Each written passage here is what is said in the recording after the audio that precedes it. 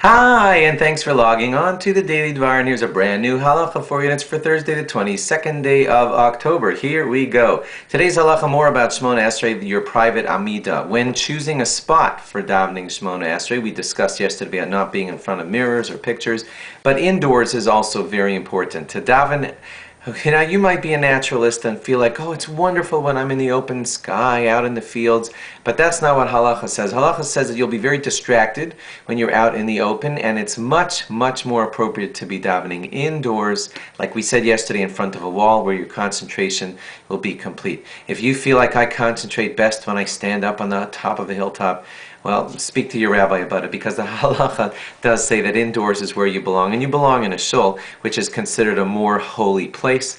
And of course, whenever available and possible, it is best to daven with a minyan, with 10 men or more, and that's always 99.9% of the time arranged inside of a shul, so that's where you should be davening. Seriously speaking, when choosing a place of davening, besides that it should be in a shul, if a bunch of people want to have a minyan in somebody's basement, which is allowed, but still if you're choosing your best place, your two best places are a Beis HaMedrash, a learning place, or a shul, a davening place. They have the collected holiness of all of the prayers that have been there in the past, and that's always considered a better choice. Also, when considering a tiny minyan and a larger minyan, we have a rule called Berov Am Hadras Melech, which means that there's more glory to God, to the king, when you're davening in a crowd with a lot of people praising God, and therefore you always choose a large minyan over a small minyan, except when sometimes a large minyan can have more talking and a less appropriate davening, whereas the tight small minyan of 20 men, they're all very serious and it's a very proper davening.